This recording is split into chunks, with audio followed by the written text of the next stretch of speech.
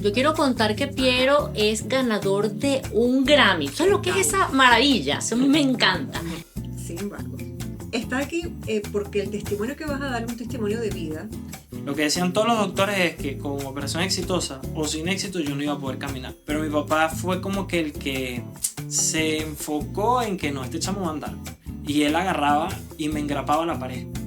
Pero yo no podía andar, o sea, yo no tenía la fuerza de... Y él decía que su lógica, o sea, que mi cerebro me iba a mandar la señal tarde o temprano de echar a andar. A los 14 años tuve un par de ocasiones de que tenía que buscar qué comer, por ejemplo. Yo como en el 2005, más o menos, yo descubro el reggaetón. Aquí tú escribías y el artista al día siguiente salía diciendo yo me inspiré en aquel embuste. O sea, y yo escribí un tema que llegó a canción del año en los Latin Grammy. Yo tenía como ya 20 años y yo no nada. O sea, nadie sabe. El peor año de mi vida fue el 2017. Te estoy hablando de que llegué a dormir en la calle. O sea, conecté con un artista emergente que había ahí y estaba trancado con la letra. Y yo dije, ay papá, esta es la mía. Y me meto en la sesión de abusador, me meto. Y le resolví la canción. A la semana me llama el dueño del estudio. Así estuve, yo creo que un año, ¿ok? Sin ganar dinero de la música. Y yo iba literal, cuando había sesiones de artistas grandes, que ahí empecé a conocer artistas grandes de la industria, yo era el que llevaba el café. Y este señor me dice, Raúl me dice, te voy a firmar. Yo nunca había escuchado esa palabra. Firmo, cae pandemia. Yo con toda la emoción del mundo, ¿no? Me meto y resolví. Cuando salgo de la sesión me dice, esta canción es con Piso 21. Y hago un tema para Danny Ocean y Paula Sendeja. En una semana, las 3 disqueras llamándome. Warner, Sony y Universal. Y ojo, a todas estas quiero dejar un mensaje claro. Jamás utilizando el tema de las piernas. Te estoy hablando que trabajamos con Cristina Aguilera, con Romeo Santos. O sea, yo no me lo creía. Íbamos a estos restaurantes del tipo de La Sal. Todos los viajes eran en jet privado. Yo me gano un Grammy con un equipo maravilloso. Claro. ¿Ok? El Grammy no tiene mi nombre, pero participé en él, claro, en una canción del álbum. Y estoy súper contento que lo haya ganado Nodal. Estoy súper contento que el productor fue Lucas Otero y que yo puse mi grano de arena. Venezuela para mí hoy en día está mucho más bonita que cuando yo me fui. Creo que Venezuela es ahorita la niña dorada del mundo entero y está más prometedor que nunca. O sea, que si no me fui, cuando llegué, que todavía ven esas dudas, no me voy a ir. Es lo que te digo, hasta la cosa más básica de pararte a buscar un vaso de agua a medianoche hay que esforzarse. Par de Docs llega a ustedes gracias a Farmacia Señorial, a un WhatsApp de distancia.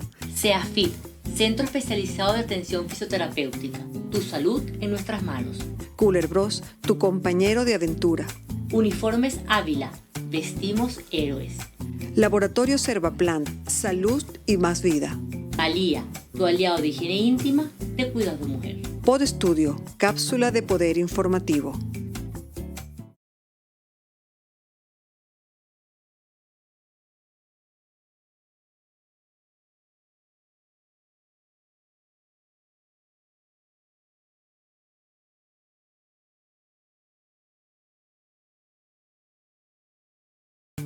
Hola, hola, estamos por aquí otra vez con ustedes, felices de estar en su casa, felices de que nos hayan abierto las puertas de su hogar.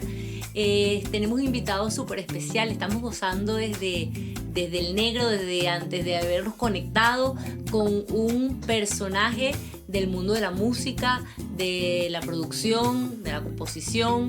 Se llama Piero Bisciotti.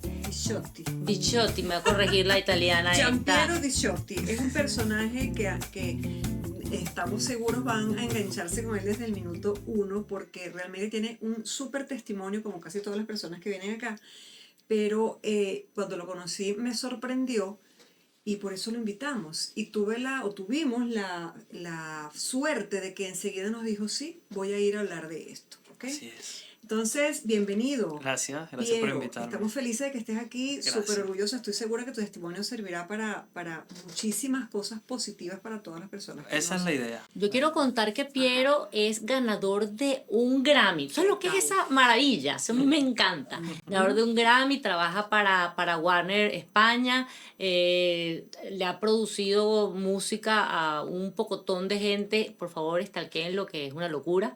La carrera musical es impecable, de verdad que sí. Gracias. Sin embargo, por esos elogios. Sin embargo, está aquí porque el testimonio que vas a dar es un testimonio de vida que comenzó desde el momento que naciste, Sí. ¿ok?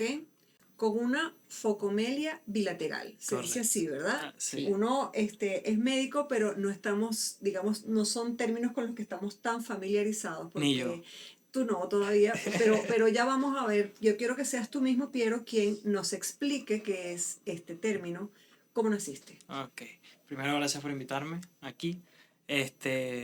Sin duda quiero enfocar este espacio para hablar sobre que, bueno, la focomelia bilateral lo que significa básicamente es que nací sin piernas. Casi nadie lo sabe. Es la primera vez realmente que lo hablo, lo voy a hablar aquí. Y bueno, por cosas de la vida, pues Dios decidió que viniese así. Suena más grave de lo que es porque realmente puedo hacer vida totalmente normal, nunca me he privado de absolutamente nada. Desde niño me enseñaron a que no había que frenarse por nada y en verdad no lo padecí tanto, pero sí es verdad que creo que puedo ayudar a gente que de repente tenga igual o peor una condición que todo está aquí y que con esto uno sale para adelante. Maravilloso. Conversando un poquito, Piero, vamos a irnos desde el principio. ¿Tus Vamos. padres te comentaron cómo fue esa noticia? ¿Sabes algo de esto? Muy a grande... O sea, ¿te acuerdas Bueno, de algún- Una conversación Con tu- o algo, ajá. no. ¿Por qué? Mis padres, yo creo que más mi padre que mi madre, mi mamá siempre fue como pollito y mi papá lo hizo muy natural, o sea, jamás me permitió que yo me diese cuenta de que era algo diferente, sino que por lo menos entre, por ejemplo, mis hermanos, mis primos, o sea, si yo me caía, él me regañaba igual que el otro niño regañaba a alguien, o sea, no decían, ay, el niño sin piernas se cayó o pobrecito, estén pendientes, sino que él siempre me educó de que si te caíste te levantas, te limpias y sigue la vida. O sea, nunca hubo esa conversación de tú tienes que tener más cuidado, tú tienes que... Porque mentalmente siento que su objetivo era hacerme fuerte desde ahí y creo que lo logró. Nunca en tu mente hay un Piero que no tenga piernas. No, a ver, o sea, obviamente si llegan puntos en la vida, yo creo que cuando estás un poquito más grande, ni tan grande, adolescencia más que todo, que es cuando llegan los prejuicios y eso, que sí te haces preguntas internas, ¿no? ¿Por qué yo soy así? ¿O por qué estoy diferente? ¿O qué fastidio? O sea, uno se da cuenta más bien en las pequeñas cosas. Por darte un ejemplo, te dieron ganas de orinar a la madrugada. Pues tú tienes que hacer un proceso, te tienes que parar, ponerte las piernas, tal, ir al baño o regresarte o te dio sed o lo que sea. En cambio, para una persona normal es pararse de la cama, ir a hacerlo, devolverse. Entonces, esa yo creo que el fastidio más grande yo creo que está en las pequeñas cosas, no en las grandes cosas, no en de repente jugar fútbol. Yo agarraba y jugaba fútbol. Claro. Con 4 años ya estaba practicando motocross. O sea, en las cosas que se supone que las piernas son más, donde un impedimento, nunca lo pensé. O sea, nunca fue. Te pusieron las prótesis a los 2 años. A los 2 años.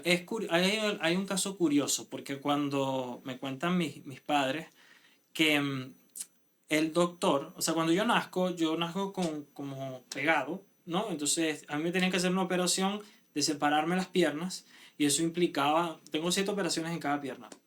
Eso implicaba separar nervios, músculos, venas, un montón de cosas que yo no entiendo, pero era complicada la cosa. Claro. Y para la época, mis padres duraron mucho tiempo intentando encontrar la persona indicada para eso. Incluso mi papá viajó casi que el mundo buscando esa persona. Creo que, si mal no estoy, lo terminó encontrando en Canadá, un venezolano en Canadá que se atrevió a hacerme esta operación porque habían 2 opciones. O intentaban separar las piernas y que hace como que de hoy, o amputarme directamente desde donde no estaba pegado, que es de las rodillas hacia arriba. Pero mi papá siempre luchó con no perder las rodillas porque él sabía que al quitarme la rodilla perdía la flexibilidad. Entonces ya sí iba a ser muchísimo más complicado y todo, o sea, lo que decían todos los doctores es que con operación exitosa o sin éxito yo no iba a poder caminar porque no se iban a desarrollar bien los músculos y nunca iba a poder tener esa fuerza como para dirigir los pasos. Mi papá fue un necio en eso. Hay fotos por ahí que luego te mando de que yo tenía, no sé, 2, 3 años, ya una vez se encontró esta persona, me hizo la operación, fue exitosa lógicamente. Él agarraba y él decía que yo iba a caminar y el doctor decía que no, que yo si caminaba si acaso era con ayuda no de muletas o de bastón o andadera o lo que sea, pero que naturalmente era imposible y él decía que él cree mucho en la fuerza del cerebro. Entonces él agarraba y... ¿Me estás hablando de tu padre? De mi papá. Sí, mi papá fue el más necio. Aunque mi mamá jugó un papel también muchísimo importante porque fue con la que conmigo fue a todas las ortopedias, a todos los sitios y me cuidó muchísimo. Pero mi papá fue como que el que se enfocó en que no, este chamo va a andar. Y él agarraba y me engrapaba la pared. Me engrapaba la pared 20-25 minutos. Con las prótesis que tenían la forma del pie, pero yo no podía andar, o sea, yo no tenía la fuerza y él decía que su lógica, o sea, es que mi cerebro me iba a mandar la señal tarde o temprano de echar a andar, porque naturalmente, o sea, mi cuerpo está completo, o sea, todo lo que faltaba era un pedacito, pues, básicamente. Y fue así, fue un día que me engrapó y me desengrapé y empecé a andar. O sea, ¿A qué llamas te engrapó? Con una grapa. Una grapa. La pared, literal. La franela, literal. Me engrapaba y entonces me sostenía ahí y yo obviamente lloraba del dolor. Pero él obviamente decía, esto va a pasar porque el cerebro le va a decir que camine y su sistema va a empezar a hacer músculo y a hacer cosas. Y fue así, o sea, es la realidad. ¿Y a qué edad fue eso, Pierre? Yo tengo entendido que fue cercano a los 3 años. Okay. Que di los primeros pasos ya firmes, pues por así decirlo. Porque antes sí como que me agarraban y hacía el movimiento, pero que no había fuerza de sostener todo el cuerpo. Claro. Como pegado a los 3 años fue que ya empezó la cosa a funcionar y se dieron cuenta de que pues los médicos estaban, creo que equivocados. Súper equivocados. Hubo una fuerza de más por ahí que me ayudó a cambiar el destino, ¿no? Sí, la fuerza de empeñarse, ¿no? Sí. Me imagino que el doctor de Canadá, pues le mandaste la foto porque no había redes sociales todavía. ¿Sabes qué? Nunca he entendido bien cómo fue el tema, pero este señor, esto es raro, ¿no? Incluso a los que no creen mucho les va a sonar como a historia inventada, pero este señor que se encontró, tengo entendido que él me opera, me operan en Caracas, sale de la operación, le da la mano a mi papá, le da le dice, mira, todo salió bien, no sé qué, yo tengo que ir al hotel, no sé. Resulta que más nunca apareció el señor. O sea, el doctor de Canadá que te operó, sí, te operó y se fue. Chao. Y mi papá lo llamaba al sitio donde lo encontró. No sé, estoy casi seguro que es Canadá el país, pero sé que no era Venezuela. Okay. Y llamaban al sitio como para ubicar al tipo y no había rastro de él. Entonces como si sido algo... No estaba seguro, quién sabe, ¿no? Es fácil jugar, pero no sé. No sé, o sea... O alguien otra, como te digo, José Gregorio, por ejemplo. O sea, una persona así que después te lo buscaste así. Y no existió, no estaba la persona. O sea, lo operó y después no estaba. Claro, tú me dices, ¿le mandaste fotos? No, porque nunca supimos de él. Más nunca supimos de la persona que logró el pequeño milagro. Entonces, no supo. Yo creo que el milagro, aparte de Papá Dios, por supuesto, tu papá es sí, indudablemente con esta historia maravillosa. Tu papá está acá en el país. Está en Venezuela, sí, correcto. Saludos, papá de Piero, realmente abrazos para ti. Él fue el terco. Fíjate, Piero, ¿cuál es el recuerdo más antiguo que tienes en tu infancia? Digámoslo así, o sea, en relación a este tema, para ir avanzando, ¿cómo fue el colegio? ¿Qué te decían los niños? O vamos a englobar un poco infancia y adolescencia. El niño es directo, el niño está con remilgos, el niño ve y te dice algo que ¿por qué caminas así? Hay varios episodios. Por ejemplo, antes de lo que sucedió en el colegio, por ejemplo, yo creo que mi primer encuentro de que yo no era como los demás fue cuando era muy chiquitico y en la piscina, ¿no? O sea, que yo, por ejemplo, aprendí a nadar muy chiquito. O sea, con 3 años o 2 años ya yo sabía nadar. Pero me acuerdo, tengo un recuerdo, Y yo tenía eso, 3 años, de que me preguntó una niña de la residencia que por qué yo era así, que porque yo no tenía piernas. Y eso fue como la primera vez que tengo noción de que yo me vi y yo dije, cónchale, ¿verdad? No, ahí falta algo, ¿no? Porque todos patelé con las piernas para nadar y Claro. yo usaba puro brazo para nadar. Pero no fue un problema, o sea, no me traumó eso, ni nada por el estilo. Luego ya en el colegio fue normal siempre hasta que entras en esa edad de coqueteo, yo te diría que, no sé, 14, ajá. no, un poquito menos, yo 12, te diría. No, 8 o 9 años ya estaba como que los niños, tú sabes, empiezan a hablar de otras cosas, empiezas a hablar de otras cosas, no precisamente de coqueteo, pero sí de, vamos a jugar al fútbol, no, pero Piero no puede, por ejemplo.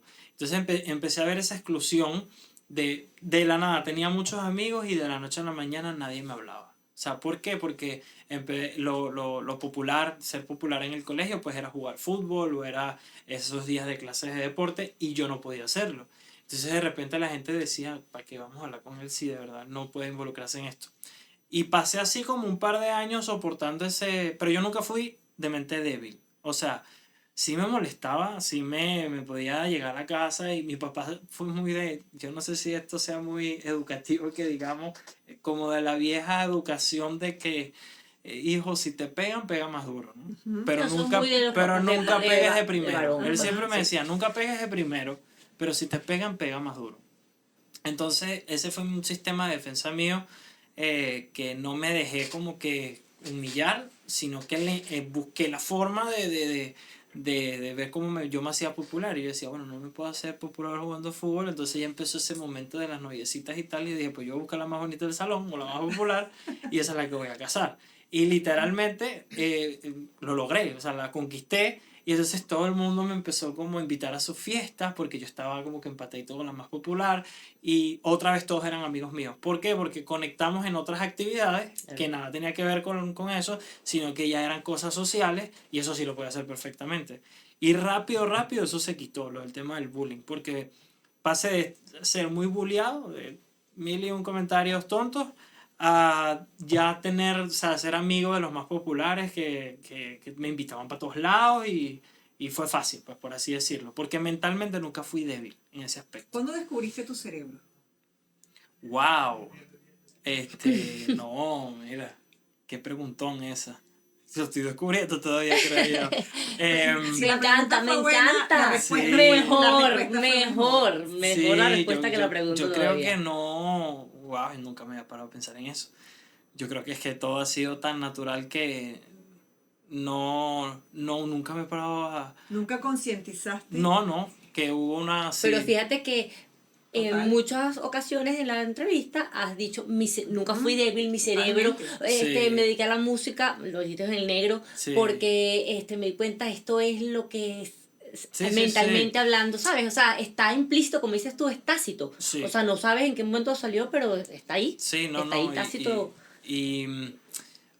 Es como te digo, o sea, yo creo que constantemente en cada etapa de la vida tuve pruebas de que o sea, rendirte en lo que sea, o sea, hasta la cosa más tonta como eso, todo el mundo va a salir en bicicleta, yo tengo que saber andar en bicicleta.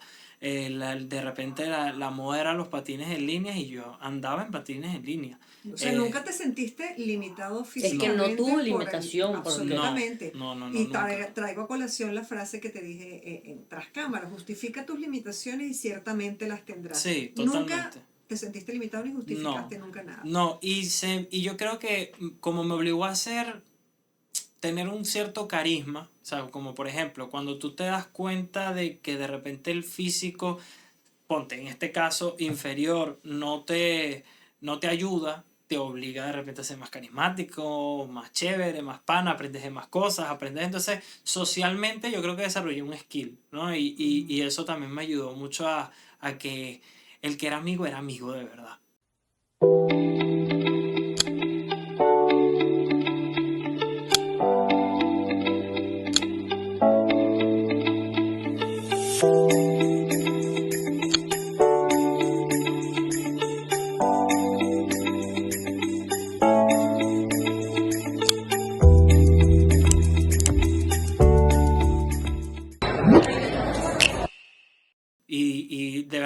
tuve mucha gente que me protegió. O sea, no fue siempre, no me gusta incluso hablar solo del bullying, sino que tuve también gente alrededor que me protegía, que me decían, epa, con este no se Qué metan. bien. Entonces eso ayudó bastante.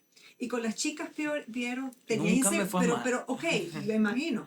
Bueno, uno Y se si la enamora, esposa es uno- hermosa, Sí, además. sí. Un beso, La Anita, esposa te es quiero, bella, qué la Mira, esposa bella. es bella. uno se enamora también de las neuronas, por supuesto. Y fíjate, pero ¿sentiste inseguridad en esos 12, 13 años? Hubieron momentos que yo decía, "Mire, que cuando... Claro, yo al principio lo disimulaba a tal punto que a veces hasta nos dábamos nuestro primer besito y no sabían. Y de repente ya yo decía, ya cuando yo veía, ya está enamorada, mira, no tengo piernas. Entonces No ya... sabían lo de las piernas. No, Sí, ya, no, ya, era un ya, poquito, claro, porque me daba como corte de decir, ¿sabes? Y si me tumba lo que Claro, quiero, ¿me claro. entiendes? Decir adelante, no, mira, no tengo piernas, acéptame como soy. No es como ahorita. El tema de la aceptación Sí, y el sí, que vamos claro. a aceptar a todo el mundo con como se identifica y Sí. tal. Antes no era así, antes el Claro. chalequeo era de tal manera que, upa, no, tú échate por un lado. Entonces, con las chicas no tuve, o sea, sí pensaba como que esto hay que disimularlo un rato y luego que salga a Sí, flote. es una mente también. Mira, Es nos pasó supervivencia. Supervivencia. tuvimos un programa aquí espectacular con Juan Carlos, una persona que tiene trastorno bipolar, Ok, y él wow. dice, Sí. él decía que que la esposa le decía que tú me engañaste, porque él que no le decía nada, que estaba en un tratamiento súper Ya. Sí. fuerte, Sí. y incluso la primera cita se desplomó, o sea, se tomó un whisky, que no podía tomar whisky porque estaba cambiando de tratamiento, se tomó un Wow. trago y se desplomó en la discoteca. Día 1. Sí. ¿Y qué te pasó? No, me cayó mal el trago, cualquier cosa. Nunca jamás digo que está en tratamiento. No. Y casi que después del tiempo, como dices tú, después Sí. que la cosa agarra auge, pues. Es que le das chance a la persona a Claro, conocerte realmente y entonces ya no te juzgan por eso, Por sino supuesto, dicen, ya bueno, saben. está bien, tienes Primero esto, lo pero... enamoró, también es otra mente. Juan Carlos Claro, Tavares, te claro. saludamos, Juan Carlos, y te mandamos un abrazo. Primero lo enamora y después mira, se me olvidó decirte un detallito. Sí, Soy claro, bipolar, dice sí. Juan Carlos. Es lo mismo que pasaba a mí. Exacto, O sea, yo sí. decía, mira, se me olvidó decir una cosa que no hay piernas. En esa época también te sentiste tenías confianza con tu papá para comentarle cosas Sí. a las chicas, o sea, siempre estuvo No, allí sí. para Sí. digamos, enderezarte el timón. Sí, no, mi relación con mi papá hasta el sol de hoy es de amigos. O sea, siempre fue un padre muy... yo tengo la suerte que mi papá es bastante liberal. O sea, él nunca nos obligó a pensar de una forma o una religión o una... No, era como, mira, lo que tú quieras hacer o lo que tú quieras ver o lo que tú quieras sentir. Entonces siempre me dio ese chance de hablar con él. Claro. Y yo creo que por eso uno nunca se descarriló, por así decirlo, porque es otra parte de la historia que yo tuve varias etapas en mi vida que fueron muy, muy fuertes. O sea, yo viví cosas, he estado en lo más hondo de la vida, en temas económicos, en temas de soledad, de salud mental, o sea, y un poquito de la fuerza que él me dio es que siempre tuve el escape, aunque mi papá es muy de...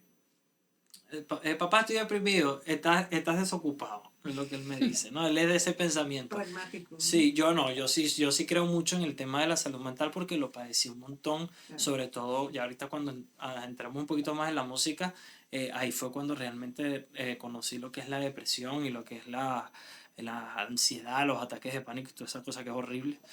¿Te dieron en la música? Sí, de chiquito no, nunca. Porque sí es verdad que yo creo que en parte hay una razón en el tema de la ocupación, que es que o sea, yo tuve una infancia bien chévere, pero también hubo unos temas personales con mi mamá, pues, o sea, mis padres se divorcian, uno quedó como medio solito, ¿no? En temas de jerarquía, ¿no? Claro. No tenía alguien... Directrices, No tanto la directriz, sino que no tenía alguien que me vigilara tanto, ¿no? No tenía sí. unos padres que fuesen tan... Entonces, yo desde los 12, o sea, yo para decirte, yo la primera discoteca la pisé a los 13 años. A los 13 años ya yo entré a una discoteca, una muy conocida, Margarita Canby Beach, que es para adultos, o sea, eso es para gente grande, y tú veías a todo el mundo grande y yo. Porque hice tantos amigos en Margarita que ya decían, dejen pasar Pierito. Y yo empecé muy temprano Y a hacer cosas de más grande lo empecé muy chiquito. Yo a los 13 años ya tenía una vida social de alguien de 18 años. Entonces no tenía esa vigilancia encima porque los adultos estaban ocupados en sus problemas de adultos. Entonces uno quedó solito. Entonces ahí me tocó hacerme hombre todavía más rápido. Y eso ayudó, pero a la vez también me llevó a vivir cosas, coño, fuertes, muy, muy fuertes que por lo menos yo con un hijo mío espero que no se lo deseo, pues. Entonces fue duro porque cuando caes en ese tipo de situaciones, yo por lo menos a los 14 años tuve un par de ocasiones de que tenía que buscar qué comer, por ejemplo, ¿no? Y no es, por ejemplo, no es lo mismo para alguien con piernas salir a la calle y decir, ¿sabes qué? Me voy a ir a tu supermercado, embolso aquí un ratico y yo no, porque o sea, podía embolsar media hora, pero a la hora ya no podía más. Y si te sientas se va a venir otra a embolsar por ti. Entonces ahí también descubrí otro lado del tema de las piernas que, oye, que yo sí decía, wow, o sea, este cerebro hay que ponerlo a funcionar porque si dependo de mi físico no voy a salir muy para adelante. Pero salí para adelante. O Pero, sea, y con creces, o sea, imagínate tú. sí, me hicieron más fuerte. Fueron días duros que te hicieron fuerte. Sí, Vaya, fue bastante. sí. Yo cuando te digo, imagínate la peor situación, o sea, la peor situación que puede vivir alguien de pobreza, de tal, la viví. Yo pasé por ahí. Pero ¿Y luego, cómo saliste, Piero, de allí? ¿Te eh, ayudaron? ¿Fue tu empeño? ¿Te cogiste la ¿Recibiste música? ayuda? Cuéntanos, No, cuéntanos. Y de una vez cuenta cuándo comenzaste con ese coqueteo con la música. o sea, yo creo que la primera vez que caigo en un hueco que no estaba en mi control, porque uno con 14 Era años muy no, joven. sí, uno no sabe cómo salir para Sí, adelante. claro. Tuve un escape, mucha ayuda de la familia de mi papá, de parte del lado de mi papá. Yo soy margariteño, viví hasta los 14 años en Margarita, 14, 13 años en Margarita y luego viví en Puerto Ordaz. Es de donde es realmente la familia de mi papá. Y tenía una relación muy cercana porque ya no están con mis abuelos, que fueron como que 50-50 los que me criaron. Y ellos es lo que me rescatan de esa situación, que vuelvo y te digo, no caí en esa situación realmente por irresponsabilidades, etcétera, etcétera, etcétera, sino por cosas de la vida, que problemas adultos sucedieron y hubo un descuido por un lado y uno salió afectado, pero rápidamente en lo que la gente se dio cuenta de lo que estaba pasando, porque mi familia es una familia, realmente le agradezco a Dios que es muy bonita, muy unida, siempre me han cuidado, protegido, etcétera, etcétera, y es donde entra la familia de mi papá y me vuelve a agarrar y, ¿sabes? Vuelvo a ir a clases bien, vuelvo a todo bien, y también fue una etapa chévere en Puerto Ordaz. Es difícil, ahí hay una cosa que ya Margarita era popular, pero Puerto Ordaz era un don nadie, entonces tenía que otra vez... Sí, Claro, porque te cambias claro, de de entorno. Claro, entonces A los 14 otra vez años. reconquistar un entorno nuevo. Dios mío. ahí vuelves a hacer como que te El digo, nuevo, el nuevo y cojo. Sí, Entonces, sí, claro. cónchale, otra vez demostrarle a esta gente que Eres no más me que- juzguen eres más por que aquí. unas piernas. Exacto. Y apliqué la misma estrategia y me salió bien. O sea, es lo que te digo, dije, ¿quién es la más popular aquí? Voy por ti. Y al final, así terminaron saliendo las relaciones más bonitas de mi vida, realmente. O sea, que era como, siempre me refugiaba con alguna estrategia como para decir, olvídense del tema de las piernas, conózcame que soy chévere. Y una vez que conocía que era chévere, pues ya eso pasaba a segundo plano y otra vez casi que todo ese grupo que algún día me jugó me protegió. Entonces, así fueron los lapsos en adolescencia de eso. Fíjate que utilizaste mucho tu inteligencia emocional, que es la Sí. que te valió para Te hacerte... sacó a flote, claro, Sí. porque todo el tiempo dices, hice esta estrategia, pero eso no es una estrategia como de ajedrez, es No, una ni estrategia, planeada por ni eso nada. te digo, no es una estrategia de ajedrez, el cerebro te dice por dónde me voy Sí. para yo paliar esta otra, digamos, esto que tengo en menos. Sí, Tengo sí, que sí, pulir más, y lo que dices, desarrollas habilidades, como dices tú, skills Sí. sociales Sí, que sí. te hacen superiores Que a... jamás, que es lo que te digo, jamás lo planeé eso. Supervivencia Exactamente. pura y dura. O sea, no. Hiciste mucho deporte, todavía haces. O sea, ¿qué deporte no hiciste? Porque creo que hiciste de todo, por lo que O cuentas. sea, no, tampoco fue. O sea, hacía deporte el típico de chamo, ¿no? Iba a jugar fútbol. Y siempre soy un apasionado de las motos, entonces las motos siempre han estado presentes en mi vida. Entonces, motocross un montón. Todo lo que tenga que ver con motores me fascina, lo sigo haciendo hoy en día. Perdón, No Piero, motocross. pero ¿jugabas fútbol solito? O No, con ya va, amigos. ok, pero con amigos, pero no eras parte de equipos. Sí, sí, sí, sí. Pero Es que no lo hacía mal. Ajá, ¿qué te Porque, decían cuando tú llegabas? Quiero jugar fútbol, pero tengo este detallito. ¿sabes qué pasa? Que era muy bueno a balón parado, como quien dice. Mm, O sea, de repente no me podías poner delantero porque corría lento, pero pegaba un tiro libre, nadie lo hacía mejor que yo. fíjate. Entonces, y practicaba mucho, que esa fue otra. Yo decía, pues me gusta mucho el fútbol. Y yo decía, tengo que aprender a pegarle bien al balón. Y como yo tengo el pie, o sea, y en ese entonces las prótesis eran más arcaicas, tenía el pie siempre recto, yo tenía que entender cómo darle al balón siempre. Y si yo decía, si yo le doy así siempre al balón, va a entrar. Y entonces era bueno con un balón parado. Y me invitaban. Pero también es verdad que en un partido de 1 hora yo jugaba 20 minutos porque yo mismo a los 20 minutos estaba, ya me dolía las piernas y decía, ya, no quiero jugar más. Ok. Y me sentaba, pero igual compartías con Sí, con los claro. muchachos, ¿me entiendes? Nunca fue nada profesional ni nada. Ujú. Y de deporte, pues lo básico, ¿no? Ejercicio. Me gusta mucho caminar, que es un poco irónico, pero me gusta un montón caminar. Eso sí, ya eso lo descubro ya cuando me mudo a Europa, que Ya no va a hablar de eso, ya no ya va a voy, hablar de ahorita migración. brinco para allá. Quedamos en la música. ¿Cuándo No, descubres la porque música? de Puerto Ordaz. Ajá. De Puerto Ordaz. ¿Qué De pasa? ahí es Ajá. donde cuando estoy viviendo con mis abuelos, pero mis abuelos llegaron a un límite, me agarraron con 14, 15, 16 años, no, esos 3 años, que ya yo venía de no ser un niño de 14, 15, 16 años, sino uno de 18. Ujú. Entonces, coño, les causé mucho dolor de cabeza a ellos, muchísimo. Y ya mi papá vivía en México. Y ya me acuerdo que mi abuela dice, tienes que llévate estos chamos porque yo no aguanto este trote. Y era lógico, de verdad que le dábamos guerra, te estoy hablando de escaparnos, robarnos el carro, todas las tremenduras sanas, pero Sí. todas las tremenduras que te puedes imaginar las hacíamos, mi hermano y yo. Y cuando pasa eso con mi papá sí se fue temprano del país, como en el 2004, si mal no estoy. Por ahí estoy ya hablando ya del 2009, 2010 que yo me voy. Él dice, mira, México no los traigo ni de cosa porque México era un país en ese momento muy revoltoso, la juventud, no sé qué. Y él descubre Panamá, que al final fue un sitio en su momento que muchos venezolanos Claro, sí, se fue refugiaron refugio de ahí. muchos venezolanos, Sí. sí. Y pues nada, él decide emprender en Panamá y nos lleva para allá. Nos lleva, cuando hablas de nos lleva, A mí y a mi hermano, hermano. tú eres el hermano. Sí, tengo un hermano mayor y una hermana pequeña. Ok. Tú Bueno, eres el pequeña, sándwich. tiene 21 años, si mal no estoy. Tú eres el está grande. sándwich. Yo soy el sándwich, sí. Y el más, yo creo que el más tremendo de los tres.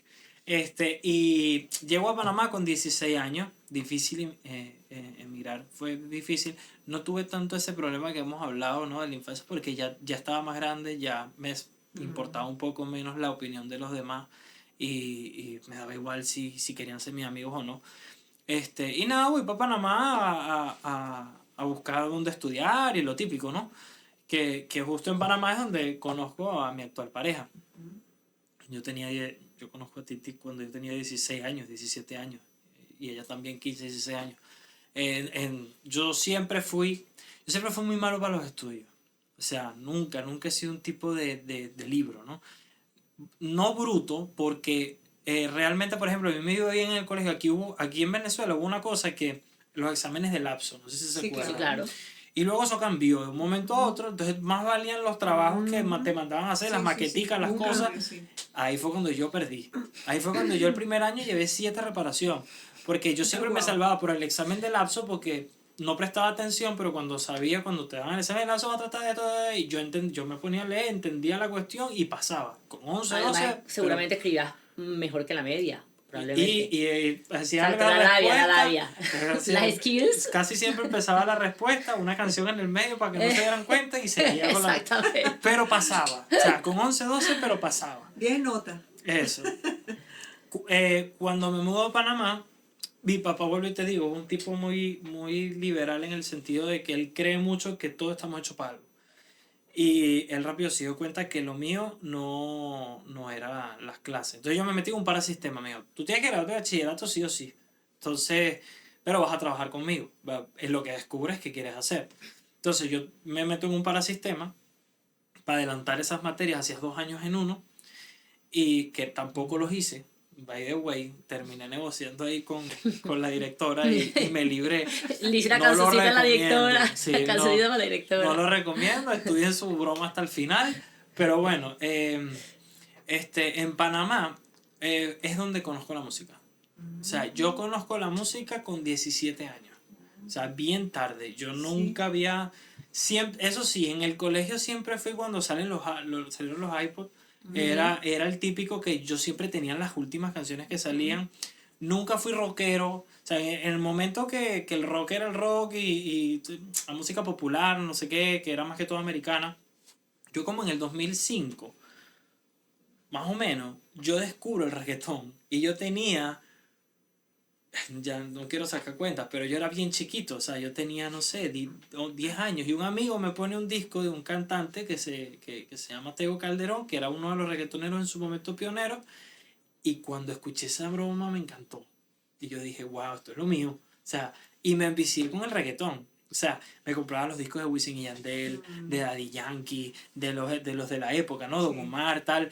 Y yo era el niño reggaetonero del colegio. O sea, mientras todos andaban con la música de rock de Limp Bizkit, Aerosmith, del otro, el otro, lo que salía en MTV, básicamente. Yo no, yo era Reggaetón. y cuando ya el reggaetón empezó a popularizarse, ya yo era el mejor conocedor del género urbano, por así decirlo. Entonces cuando llegué a Panamá, para que tengan un poquito de contexto, Puerto Rico es quien hace famoso el reggaetón, pero realmente la base del reggaetón nace en Panamá. Entonces en Panamá hay mucha cultura urbana.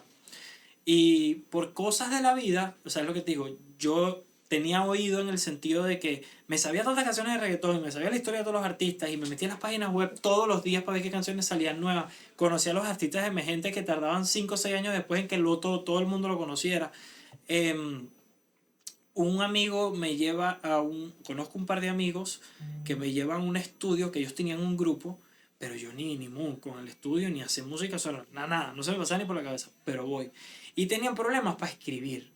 Entonces, era una base de reggaetón, pero no era reggaetón vulgar, sino reggaetón cuando empezó a hacerse comercial. Y yo agarro, y yo los veo trancados, y yo dije en mi mente, mira, si yo imito lo que toda esta gente que Todo lo que escucho sé. todo el día, esto es fácil. O sea, normalmente las canciones de reggaetón empiezan así, el coro es así, el verso es así, y así. En mi cabeza era como yo me voy a copiar de esa gente. Y literal, o sea, en vez de usar las rimas de lo que ya existía, intentaba rimar. Siempre se me dio bien rimar porque uno escuchaba a veces rap y tal. Entonces hacía la conjugación rápido, pero vuelvo y te digo, jamás algo que uno diga que soy un pródigo que desde chiquitico se notó. No, no, no, no. Y les resolví la canción ese día. Y ese día, cuando me puse los audífonos, el micrófono, tal, me gustó bastante. Y le dije a este pana, le dije, oye, invítame más seguido, porque me gustó, por lo menos lo de escribir, me gustó. Tanto fue la cosa, Tenías 17 años. 17 años, tanto fue la cosa que eran 4. Terminaron sacando a 2 para meterme a mí, como cantante. Y yo dije que sí. Y yo dije, vamos para adelante. Yo empecé a grabar, o sea, yo soy un tipo que nunca le ha gustado su voz. Sé que no tengo mala voz, ¿ok? Pero nunca me ha gustado mi voz, no soy fan de mi voz. Pero yo dije, mira, es como la forma de seguir haciendo esto. Y empecé a ir al estudio. ¿Qué pasa? Hice un proyecto y fui, o sea, fui a todas las televisiones nacionales de Panamá con este proyecto. Pegamos una canción bastante fuerte en ese momento.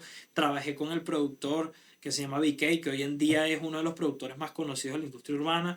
Él fue el productor el primero que me hizo mi primera canción.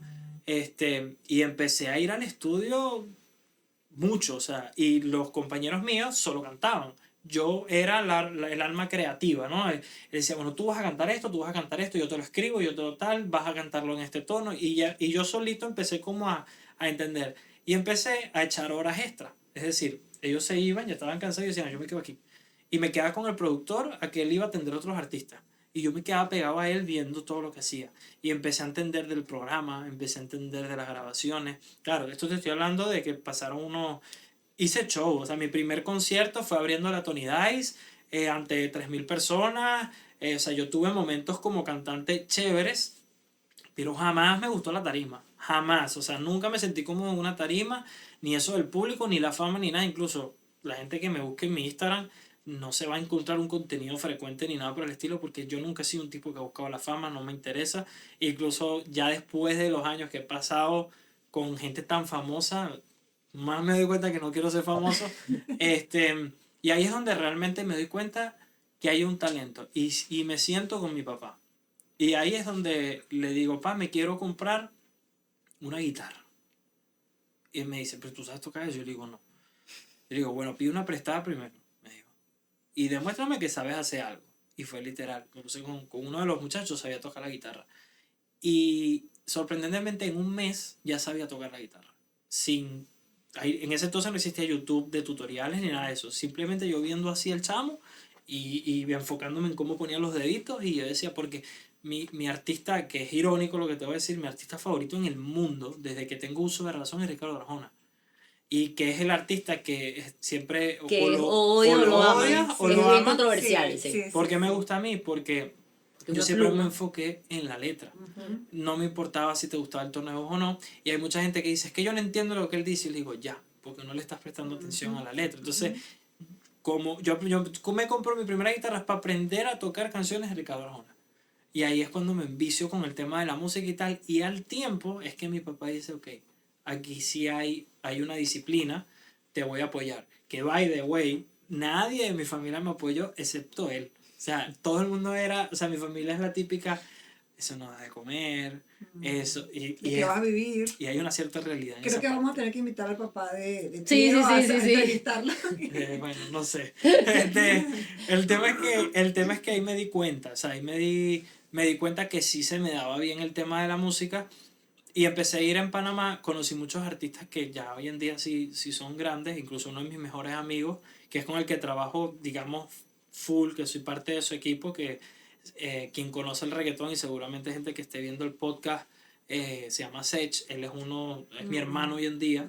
Él era productor y iba mucho al estudio donde yo estaba y hicimos química rápido y nos hicimos amigos. Y yo admiraba mucho que, por lo menos para mí, hoy por hoy, él es el mejor compositor urbano que hay porque él escribe mucho con el cerebro. Es decir, él te tira frases muy elocuentes. O sea, él no es la típica de que te rima te extraño con año o lo que sea, sino que el tipo, dentro de lo que es lo urbano y tal, siempre era como muy, muy versátil. Y eso a mí me enamoró. Y yo decía, yo quiero ser eso. O sea, si yo voy a ser compositor, imagínate, me gusta Ricardo Arjona, que es un tipo muy complicado. ¿Cómo lo llevo al reggaetón? Que es una vaina muy fácil. Sí. O sea, son 3, 4 Parece sonidos. básico. Parece básico que hay un poco de embuste en el sentido de que hacer una canción de reggaetón son muchas horas. Muchísimas horas. La gente no tiene ni idea que hasta los griticos que tienes que poner por el fondo, tienes que editarlos, tienes que tal. Pero bueno, eso es otra conversación. Y en Panamá es que descubro eso. ¿Qué pasa? Llega una edad que no hago dinero. Bueno, hice en ese entonces canciones. Yo escribía canciones para otros artistas que incluso una de esas canciones la nominaron al Grammy.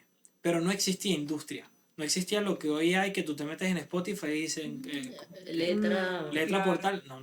Aquí tú escribías y el artista al día siguiente salía diciendo yo me inspiré en aquel embuste. O sea, y yo escribí un tema que llegó a canción del año en los Latin Grammy. Yo tenía como ya 20 años y yo nada, o sea, nadie sabe. O sea, solo lo sé yo y en ese momento como no había industria y no había un contrato y no había nada, pues a mí me pagaron, creo que fueron $200, $300 por ese tema Ya, y ellos chao. se ganaron su vaina y yo quedé por fuera. Ajá. Pero ahí eso me desanimó. Y cae justo en el momento que me voy a Madrid. Y Madrid... Pausa. Aquí, ¿Qué pasó con Titi en ese momento? bueno. Vamos a ver. Con Titi y yo estuve en Panamá, tuvimos una relación de 5 años. ¿Ok? Todo ese tiempo que estuve en Panamá, básicamente. Pero cuando toca la decisión de... Panamá se puso difícil y empezó una persecución con el tema de los venezolanos, etcétera, etcétera. Ella se va para Estados Unidos y yo no podía, yo no tenía visa, era un rollo el tema de poder quedarme. Intenté irme a Miami, pero no lo logramos. Y es cuando por decisiones que uno es chamo y todavía uno no se mantenía, uno no tenía un futuro claro. Ahí es cuando incluso yo abandono la música porque digo, si quiero seguir con ella necesito ser algo, ¿no? Generar algo para poder, ¿sabes? De repente a la familia decirle, oye, yo puedo proponerle a tu hija esto. Ninguno, no puedo proponer nada. Se fue ella para Miami y yo para Madrid y pasaron 2, 3 meses y terminamos. Pero terminamos como quien dice Una pausa. por razones de la vida, no porque Claro. hubo desamor ni nada. En la Farmacia Señorial tenemos ese medicamento que buscas a solo un WhatsApp de distancia. Con nuestro servicio de atención vía WhatsApp podrás consultar precios y la disponibilidad de lo que necesites. Además de medicinas, también puedes comprar víveres y snacks. Luego de hacer tu pedido, puedes optar por el servicio de delivery si vives en la Gran Valencia o pick-up para recoger tú mismo tu compra. Farmacia Señorial, somos tu farmacia de confianza. Y separados estuvimos 7, 8 años más o menos, que es los años que yo viví en Madrid. Y cuando llego a Madrid es cuando para mí, que yo tengo aquí todo el 2017, el año rudo de fue el peor año de mi Venezuela, vida. ¿no? No, y el peor año de mi vida. El peor año de mi vida fue el 2017.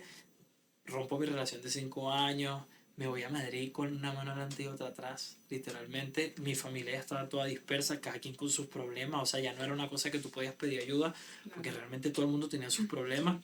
Y ya yo tenía una edad de que, Rey, tienes que, o sales a buscar qué comer o no vas a comer. Y te estoy hablando de que llegué a dormir en la calle, o sea, en Madrid. Volví a caer en lo más hondo que había y entra otra vez el tema de las piernas. O sea, ahí es cuando realmente me doy cuenta que no puedo ser mesero, que no podía ser host, no podía ser nada. O sea, era puros trabajos de oficina, pero para tener trabajo de oficina tenías que tener experiencia. Tenía experiencia en nada, solo en música y en echar broma. O sea, no era mi única experiencia. Pero salí adelante. Conseguí un trabajo que me ofrecieron unos padrinos en Madrid, empaquetando, me acuerdo, insumos para la gente en Venezuela. Y era un negocio que estaba empezando que igual trabajaba todo un día y no podían pagarme, pero no porque no quisiesen, sino porque el negocio estaba empezando y no podían permitir. Yo les dije a ellos, nadie me quiere contratar, por lo menos déjenme estar aquí que sé que voy a poder comer, voy a poder tomarme café, estoy entre comillas en familia. Incluso ellos me dieron apartamento, yo dormí en su sala 3, 4 meses porque no tenía donde, como quien dice, no, donde quedarme muerto. Y empecé a trabajar eso, empaquetar, no sé qué, y poco a poco fui como, llegó fulanito de Venezuela, llegó tal, y empecé a juntarme con un par de amigos, y la vida me fue llevando después te lo estoy resumiendo, pero fueron 2 años muy jodidos. Me fue llevando hacia el sitio de, ya me puedo pagar una habitación, ¿no? Que eran 200 euros al mes, o algo así. Y un muy buen amigo, Benjamín, me dice, quédate en mi casa, si quieres, o sea, yo no puedo permitir que vivas gratis, pero por ahora si quieres apóyame con la comida y tal. Y yo decía, gracias, mil gracias, ¿sabes? Y así fui, o sea, mi testimonio es ese, mi testimonio es que fui de casa en casa diciendo a alguien que me ayude y yo voy a salir de esta. Hasta que llegó el punto que conseguía trabajo, reuní un poquito, pues siempre me votaban al mes.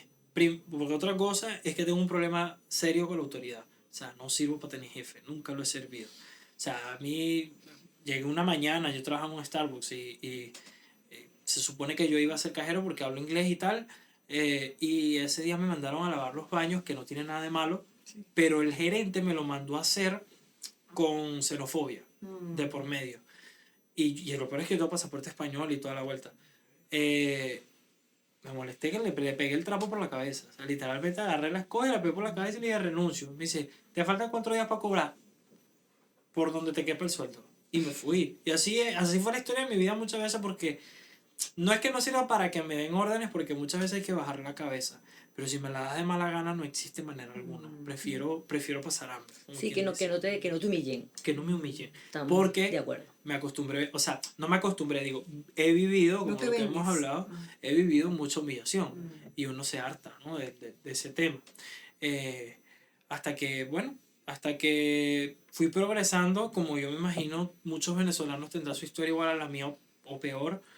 Madrid es un sitio muy bonito para estar. Yo amo Madrid, siempre he dicho que obviamente soy muy venezolano, soy muy de Margarita, pero después, siempre digo que no siquiera otra ciudad de Venezuela, sino después de Margarita, para mí Madrid, porque amé cada segundo que viví en esa ciudad. O sea, yo era un enamorado de Madrid.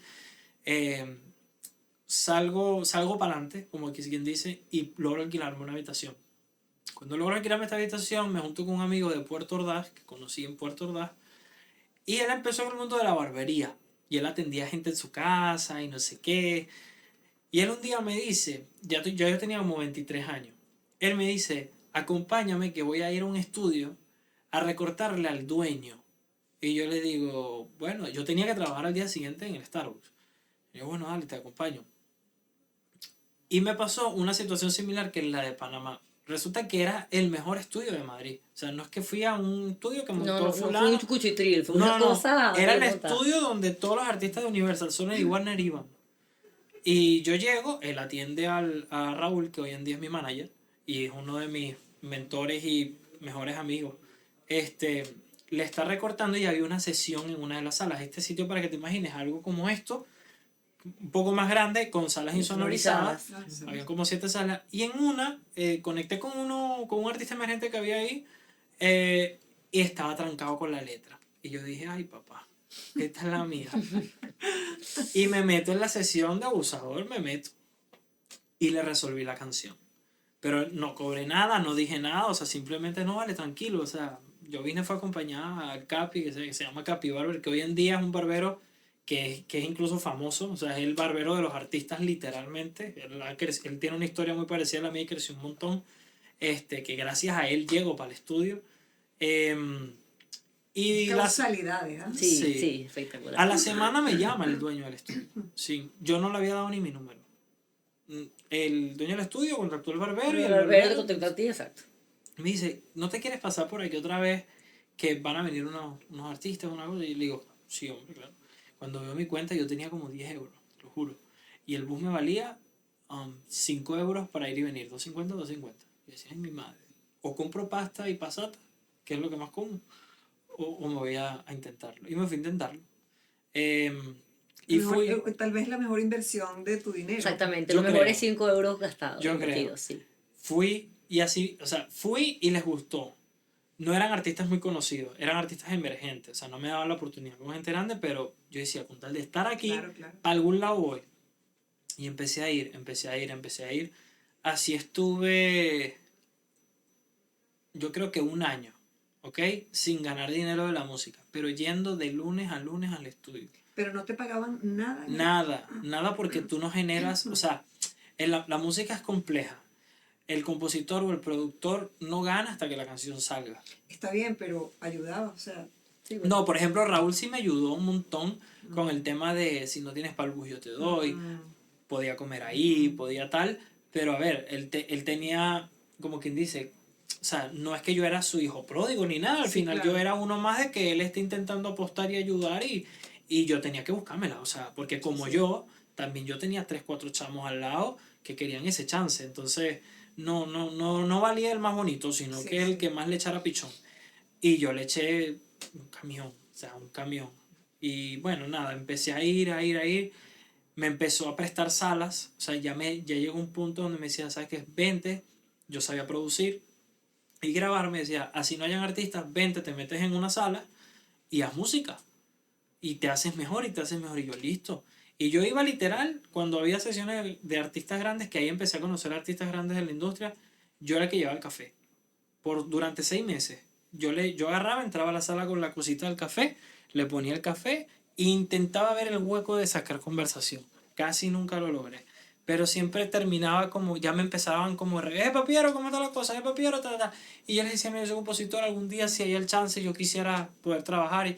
Y es lo que te digo, casi al año, no, mentira, te estoy mintiendo. Tuve un año haciendo eso y este señor me dice, Raúl me dice, te voy a firmar. Yo nunca había escuchado esa palabra. Y yo me emocioné tanto, yo dije, wow, voy a tener manager, imagínate tú. Y yo, claro, ¿dónde firmo? Y era un contrato bastante bueno, o sea, me asesoré, lo que sea, tal, no era de esos típicos contratos que dicen, te van a joder, que no sé qué, no, cero. Firmo, cae pandemia. Yo con toda la emoción del mundo, ¿no? Y en ese entonces, con mi pareja de entonces, yo para subsistir, ella era una persona fantástica que es muy dilatada con el tema del marketing y tal, entonces yo también absorbí información de ella y dije, voy a aprender de marketing y me hice cursos, aprendí a hacer páginas web, todo esto para la música, aprendí a hacer páginas web, aprendí a ser el community manager, aprendí de todo eso un montón, cómo crear una marca, ¿por qué? Porque al final era un trabajo creativo. Claro. Y junto con ella como que aprendí también un montón de cosas y eso ya me empezó a dar como oxígeno financiero, ¿no? Y entonces había como un apoyo entre los dos y tal, y pandemia la pasé un poquito más, oye, no estaba tan pelando, Tan sino ahogado. que teníamos clientes, no sé qué, yo decía, bueno, ¿sabes qué? Pero tenía la emoción de que me habían firmado y yo decía, claro, en España no sé cómo se vivió donde ustedes estaban en pandemia, pero en España fue caótico, o Sí, sea, claro. fue uno de los primeros países afectados y parecía eso una Sí, película sí. de terror. Ujú. Yo decía, ¿cuánto va a durar esto? Y un mes, y 2 meses, y 3 meses, y Nunca 4 pensamos que iba a meses. durar tanto, Y yo sí. decía, otra vez se me cayó y decía, ¿será que Dios no quiere que yo le dé por ahí? Y me lo cuestioné. Yo dije, bueno, ¿sabes qué? Igual me enfoco más en el marketing y me hago grande en el marketing. Ya yo tenía la ambición en la cabeza, porque vivir afuera te hace entender que el mundo es pequeño y tú te haces grande. O sea, eso cuando tú Qué aprendes bonito. eso, Es una gran frase. es que Realmente. cuando aprendes eso, todo empieza a ser más fácil, lo ves de otro punto de vista. Pero no, pasa pandemia y me llaman. Y me dicen, vamos a empezar a hacer sesiones en el estudio con mascarilla, yo me hacía hisopados, yo no sé, 3 hisopados a la semana, una cosa así, cuando la gente se le hacía una al mes, una cosa así. Yo me hacía hisopado cada rato y nunca di positivo. Este, y empiezo a ir a sesiones, a sesiones, a sesiones, pasaron como 3 4 meses y hay una sesión en específico que me cambia la vida. Entro, era de una muchacha conocida en España que se llama Paula Sendejas, una artista que allá en su nicho español es bastante conocida. Y tenía una canción muy bonita que era un estilo bolero urbano, pero la canción era basada como que en una poesía antigua y tal, y me gustó un montón. Tenían el inicio de la canción, pero no tenían lo demás. Me meto y resolví. Cuando salgo de la sesión me dice, esta canción es con Piso 21. Piso 21 es un grupo colombiano que Sí. hoy por hoy es muy grande. Y en ese entonces eran más grandes, o sea, estaban muy, muy de moda. Y yo dije, ¿qué? Aquí va a cambiar todo. Y literalmente yo salí de esa sesión y empezaron las llamadas. Empezaron las llamadas como en los fútbol cuando hay gente viendo a los Sí, jugadores. como que te están fichando. Eso. Que te Y me ficharon. empezó a invitar. Y después esta chama tenía un tema con Danny Ocean. Ujú. Pero la parte de ella es como, canta muy lindo, viene del R&B, que no sé qué, y Daniel Ocean viene del urbano, necesitaban a alguien que ayudase el tema urbano. Y me conecto. Y hago un tema para Daniel Ocean y Paula Sendeja. Entonces, y Daniel Ocean ya había sacado Me Rehuso, ya era el Dani, ¿no? Y ahí, cuando salgo de esa, en una semana, las 3 disqueras llamándome. Warner, Sony y Universal. Y No, vale. sí, y me pusieron ahí como a escoger. Y lo estuve aguantado. Y me di el lujo de aguantarme 3 4 meses, a decir ya va, no sé. Fue tanto que fue más estrategia de mi manager que logré tener el adelanto más grande que un compositor ha obtenido sin tener una canción en la calle. Porque todo lo que había escrito iba a salir en 6 7 meses. Pero ya había hecho tanta música de artistas emergentes y de artistas de repente grandes o con proyectados de que sabíamos que esa canción le iban a meter N cantidad de plata, que logré un adelanto, que así vivimos los compositores, de adelanto. Ellos dicen, ok, ¿tú cuánto vales? Por ejemplo, tú haces tantos goles, tú vales tanto. Ok, entonces te voy a adelantar tanto. Y a mí me adelantaron una cifra bastante cómoda que me permitió renunciar a todo en mi vida y solo hacer música. Y ahí la historia cambió. O sea, después de todo esto que te conté, ¿Eso fue qué año? en el 2021. 2020, no, en el 2020. Eso fue anteayer. Me firma Warner en el 2020, 2021. Y ahí todo cambia. Ahora, te ganaste un Grammy. Sí, eso pasa cuando, o sea, empieza a crecer, cuando firmo con la disquera todo cambia porque ya tú dices, pertenezco a un equipo importante, hago mucha química con 2 muchachos, que es Lucas y Chechu, que llegamos a ser el team dorado de España, por así decirlo. Todos los artistas querían trabajar con nosotros, porque nos entendíamos con la mirada.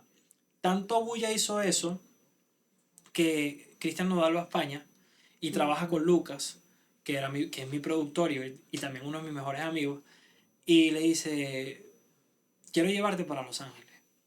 Y Lucas le dice, ok, pero con mi equipo. Y me dice, no, es que quiero que vengas con tu equipo. Y porque quiero dejar de hacer rancheras y quiero hacer un disco que sea urbano. Listo. Lucas me dice, yo estaba en Singapur de viaje, que estaba celebrando mi cumpleaños en Singapur, ya la vida me había cambiado un poquito, ¿no? Y yo estaba celebrando mi cumpleaños en Singapur y me llama, coge el primer vuelo que haya, vente ya para Madrid para que hagas una maleta, que nos vamos en 5 días a Los Ángeles. Y yo, ¿a qué? ¿Con quién? Con Nodal. ¿Pero nos van a pagar? No sé. ¿Y dónde nos vamos a quedar? No sé nada. Simplemente nos quieren allá. Yo le dije, o sea, yo me quedé así como que, vamos a darle. O sea, ¿qué es lo peor que puede pasar? Que bueno, que perdí plata y me cojo un vuelo para atrás y ya. Que me quedé un día sin comer, ya lo he vivido. Ya lo he vivido, sí. Y ojo, a todas estas quiero dejar un mensaje claro. Jamás utilizando el tema de las piernas. Esa era mi pregunta. Ahí te habías olvidado las piernas. Sí, te iba a no. decir. Yo siempre tuve como... o sea, el enfoque en que yo tenía que lograr todos mis objetivos sin que la gente supiese lo de las piernas porque sabía que lo de las piernas se iba a robar el show. Y yo quería lograr mis objetivos por mi talento y no por eso.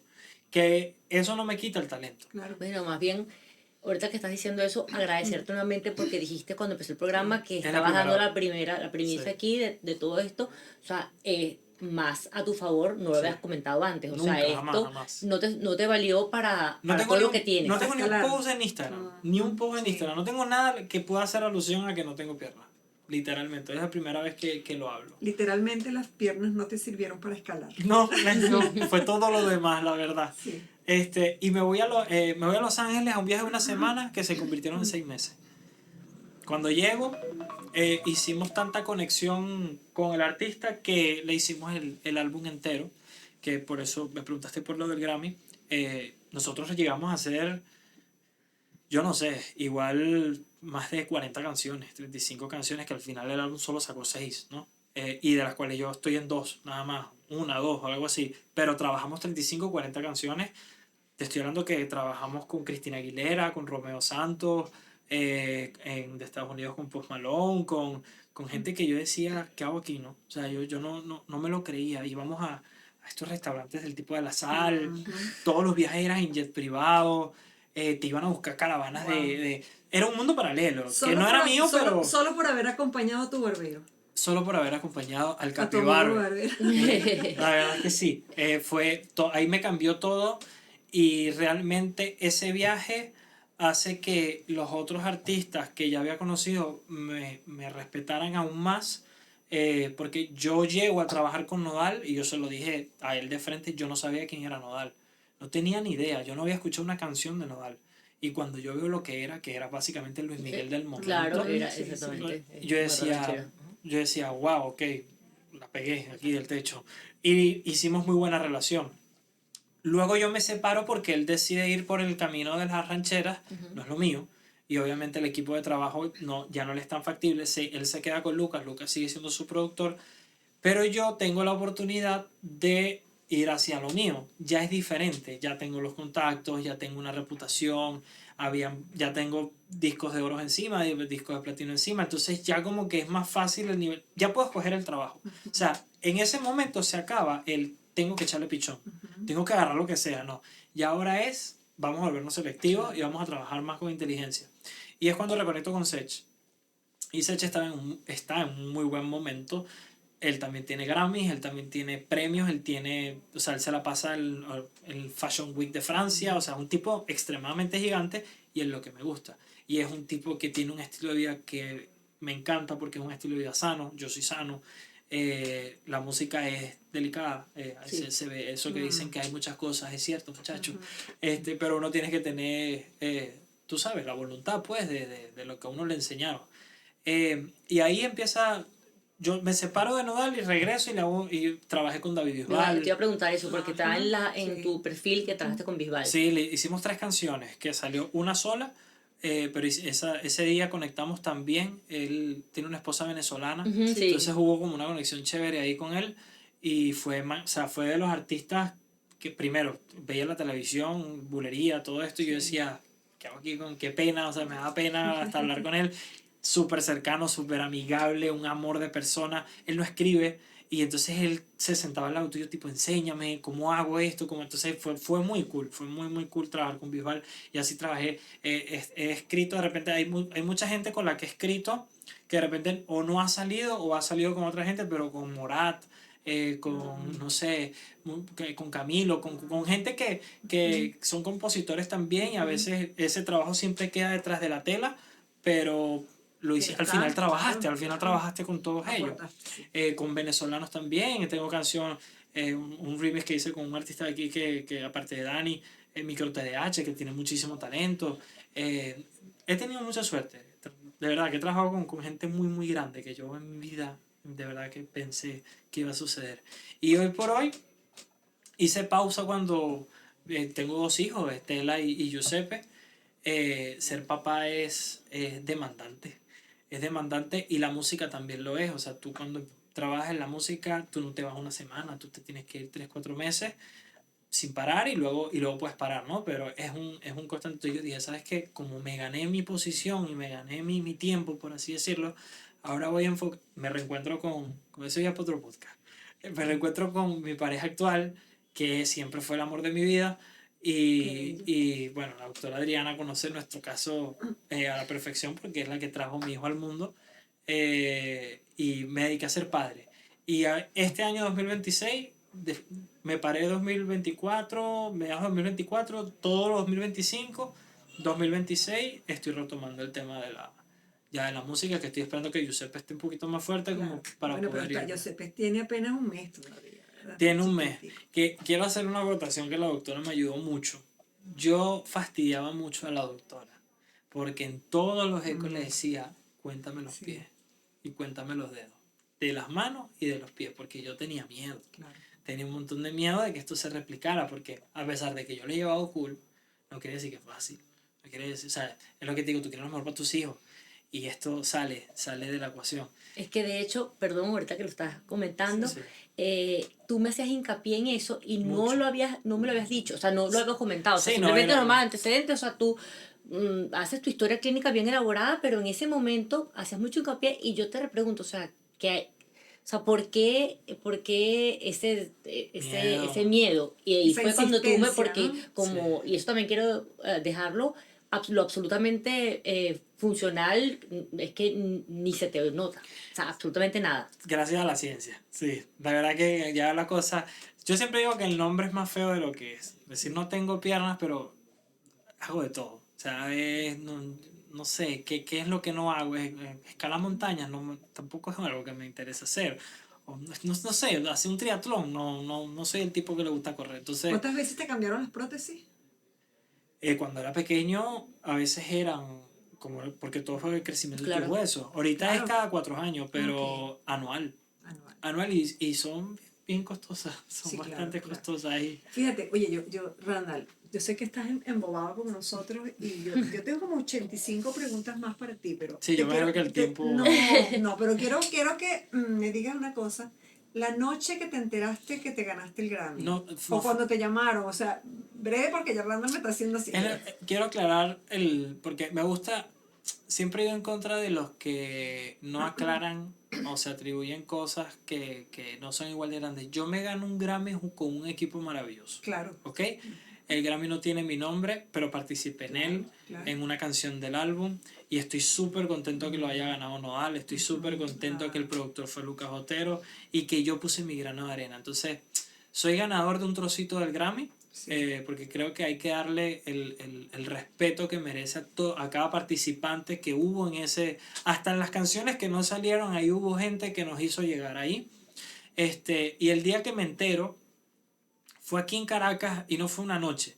Estaba en un restaurante chino, me acuerdo, y estaba comiendo y me llama mi manager y me dice, acabas de ganar un Grammy. Yo no lo puedo creer. Y yo decía, pero ¿de verdad estás seguro? Sí, álbum ranchero o álbum... Lo que siempre gana Nodal, pues eso lo Sí, ganó sí. él y yo Pero no tú lo... tuviste participación. Claro, yo tuve participación. Fíjate, Piero, pero en ese muchacho que empezó a escuchar reggaetón con un audífono, ¿alguna vez en tus sueños más ambiciosos pensaste que Jamás. podías tener participación en un Grammy?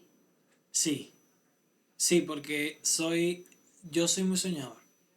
O sea, yo nunca he sido de los que va a poquito. O sea, aprendí que los objetivos se cumplen si te pones objetivos realistas y a corto plazo.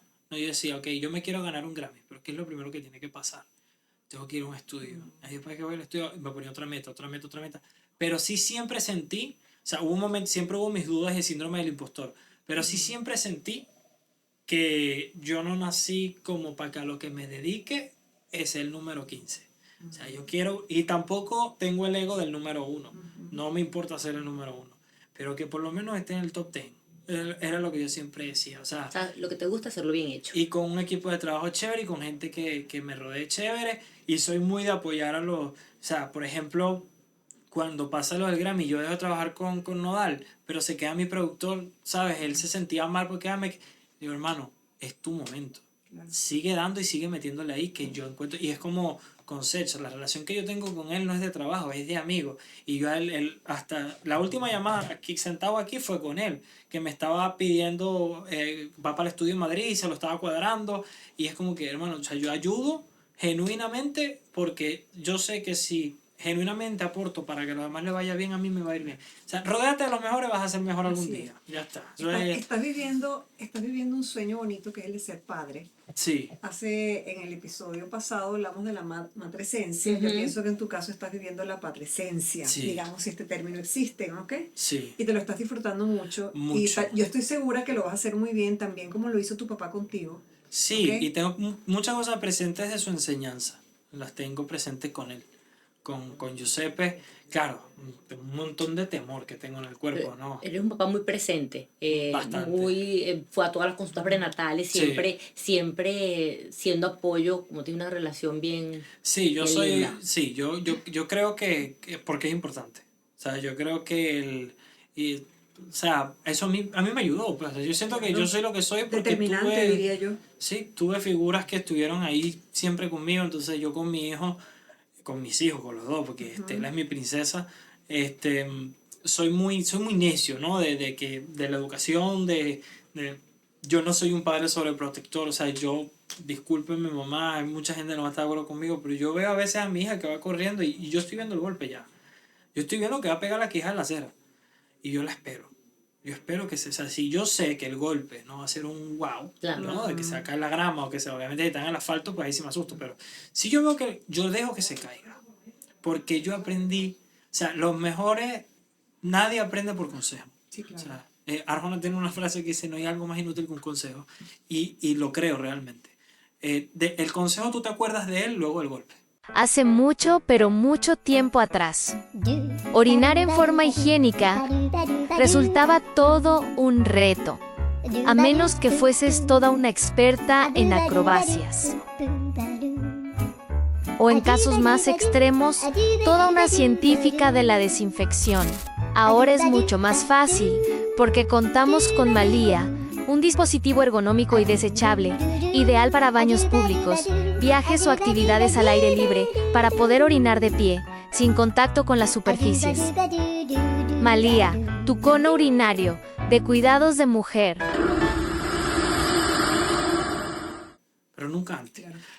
Hay un concepto que se llama distancia de rescate, si mal no recuerdo, que es esa distancia prudente que tú mantienes con tus hijos para ayudarlos cuando sea necesario, pero respetando. Sí, ¿Okay? porque es que ellos tienen que aprender y Sí. Estela es una niña muy inteligente, tiene 2 años y parece que tiene 5 y yo siento que he aportado en el sentido de que he dejado que ella sola se forme, ¿sabes? O sea, yo es lo que te digo, veo el golpe venir y dejo que se lo dé y luego le digo, te das cuenta que si haces esto, Es enseñar. pasa esto.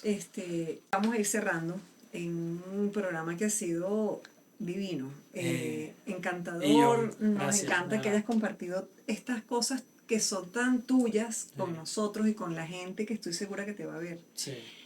No sé si quieres hablar algo más, pero yo quería hablar un poquitito, para ir cerrando, de tu vuelta a Venezuela. Y eso es bien...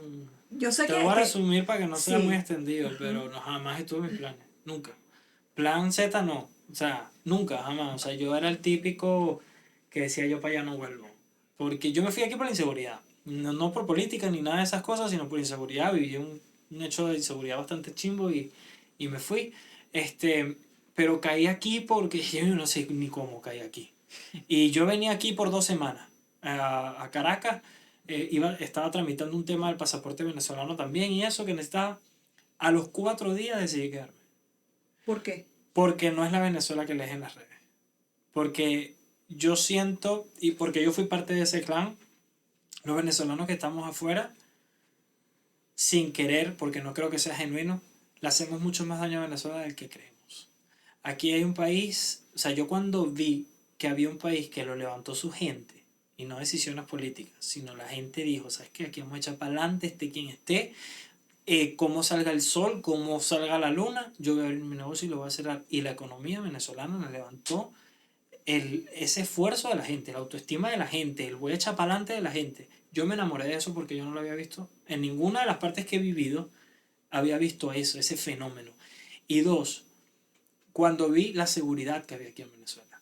Porque para mí fue el contraste más fuerte del que viví. O sea, yo me fui a un país donde no podías ni asomar la cabeza por la ventana porque te daba miedo. Sí. En cambio, de repente estaba caminando por las calles de Caracas con reloj, con teléfono en mano, con cosas que yo decía, esto no lo pasa en Colombia, esto no lo puedo hacer en México, porque vengo de allí. Es más, antes de llegar a Venezuela venía de Dominicana, que nos habían intentado atracar en Santo Domingo. Entonces, y hablamos, y tú te metes en las redes y hablan de Venezuela como si esto fuese, o sea, que esto sigue siendo, que yo sé que pasaron una guerra que yo no viví en el 2017, la cosa estuvo muy fea, yo no lo viví, y entiendo lo que hay en el cerebro de la gente, pero yo me encontré aquí en un país, te estoy hablando hace 2 años, Llegaste hace 2 años, tienes 2 años. sí, próspero, seguro, con el mejor gentilicio que hay y bello. O sea, Venezuela para mí hoy en día está mucho más bonita que cuando yo me fui, pero muchísimo más bonita.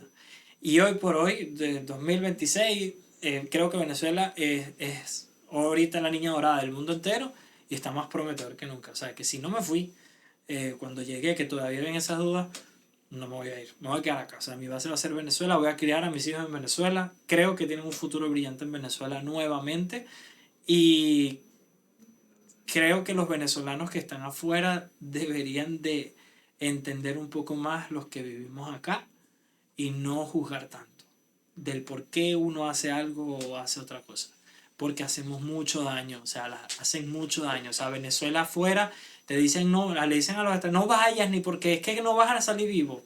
Mentira, gente. O sea, pueden venir y se van a encontrar con un país que no hay en otro lado y van a estar seguros y es una maravilla de país. Y lo era hace 2 años también, ojo. O sea, no me quiero meter en temas políticos, sino que es que hace 2 años lo era. Pero bueno. Pero Increíble, de bienvenido verdad. nuevamente a tu patria, Sí, ¿no? qué belleza del programa. O sea, el programa lo tiene absolutamente todo. Tiene testimonio, tiene sensibilidad, tiene una gente que nos regaló su alma, pero genuina y pura.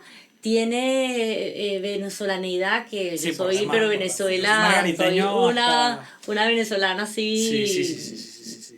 dura, Y duramente venezolana. ¿Será que si hubieses nacido con esas piernas tu historia sería distinta? seguramente. Yo creo que sí. Irónicamente piensas que haber nacido sin piernas te impulsó. Sí, es que yo... Irónico, ¿verdad? Como lo he comentado Suena irónico. antes de que empezáramos. A mí me ofrecen hoy ponerme piernas de verdad y les digo que no. ¿Para qué? Porque sí, porque ya me lo hubiese dado antes, ¿no? O sea, ahorita ya sé cómo vivir tranquilo. Así que sí, no, yo creo que mi mentalidad y naturalmente todo ha sido el que, es lo que te digo, hasta la cosa más básica de pararte a buscar un vaso de agua a medianoche hay que esforzarse. Entonces eso ha hecho de mí lo que soy. Sí, lo creo. Y la música, qué belleza de... Sí. Me quedó una duda en el programa que en algún momento dijiste algo así como que pasaste por una depresión con la Sí. música. Quería saber, porque a mí siempre siento que la música es como un rescate. Es fácil.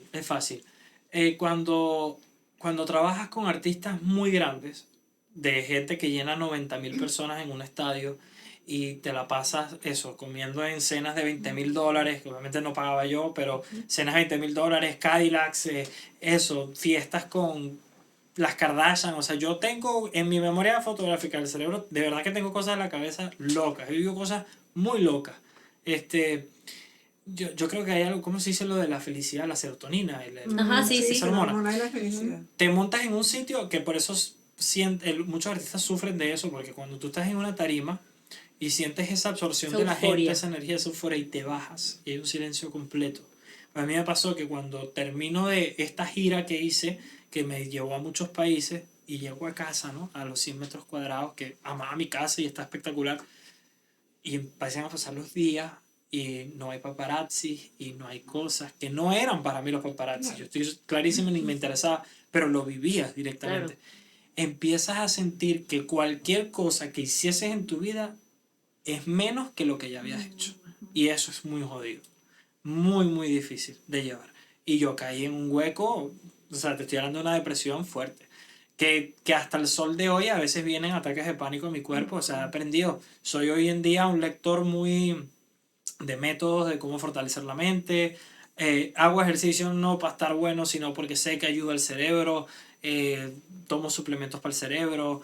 Escribo todas las mañanas. O sea, por ejemplo, yo que soy creyente, en vez de orar, yo escribo mis oraciones, ¿no? De lo que pido, de lo que quiero. Le creo mucho a la ley de la atracción. Creo que lo que pides se te da. O sea, yo leí una frase que me cambió la vida, que es que, ¿qué hacemos para quedar dormidos? Fingir que estamos dormidos, ¿verdad? Así para todo en la vida. O sea, si tú finges algo, o sea, si tú te metes en la cabeza, yo voy a hacer tal, vas a hacer tal. Ya como se ven las cosas es otra cosa, ¿no? Te tienes que mover y eso. Pero de que se da, se da. Y ese es mi mantra. Excelente. Wow. No, bueno, No, wow. ¿Qué más Papelillo. podemos decir, Randall? Que ayude a alguien esto. Que sí, Ya, chao, nos fuimos, mira, ¿Tú ya vas a está, hacer esto? nos están votando. Sí, señor. Sí. ¿Tú ibas a hacer esto? ¿Le vas a hacer unas preguntas de Piero? ¿Tenemos chance? No, yo creo que bueno, ya, nos está van bueno, a matar, nos van a matar. ¿Verdad? Están haciendo así, corte. Un regalo para ti, que no es nada para todo lo que tú nos has regalado en la tarde de hoy. Ok. Esto es un obsequio de Cooler Bros, uno de nuestros anunciantes. Ah, Espero que te gracias. guste, un detallito Gracias. para Para que tomes, para que tomes café, cuéntame, café o Coca-Cola. Café. ¿Cerveza o vino? Ninguna de las dos no toma alcohol. ¿Cómo te llevas con los hielos en Madrid que los pichirrean? ¿No te importa que pichirrean los hielos? No, me molestaba. Ok, muy bien. A mí Ah, también. gracias. Muy bonito, gracias. Lo voy a usar mucho, de verdad. ¿Qué otra pregunta? A ver, rápida. Cerebro o corazón. Uf. Oh. El cerebro le ayuda mucho al corazón. Vale. Sí. WhatsApp o llamada. Llamada. Balada o reggaetón. Reggaetón. Escúchale, ¿será que empieza- Cuéntame de Melquíades. ¿Conoces a Melquíades? Sí. Amo Melquíades. Personalmente no, pero sí. ¿Será que me empieza a gustar un poquito el reggaetón? No Eva, sé. tienes que ver No, Melquíades. es que tienen Bueno, que no sé, no porque- sigan encasillando el reggaetón en lo que era hace 15, Ajá. 20 años. El reggaetón se ha transformado. O sea, Bueno, el ritmo me gusta, eso, Claro. eso es un Y inicio. oye, ¿Cuál es pues- qué artista te gusta de los, digamos, recientes? de los de ahorita, Ujú. uy, un montón. Lo que hace, por ejemplo, J Balvin, soy muy fan de Balvin. Mucha gente lo cuestiona de que él no escribe.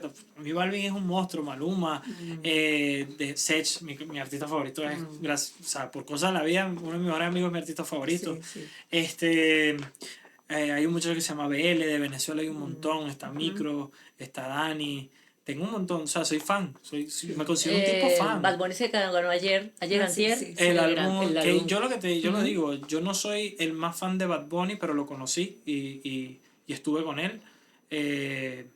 Y es un tipo que tiene una mentalidad impresionante. Impresionante, que lo que te digo, no soy el más seguidor de su música, pero cuando lo conocí dije, no soy fan de tu música, pero sí de ti.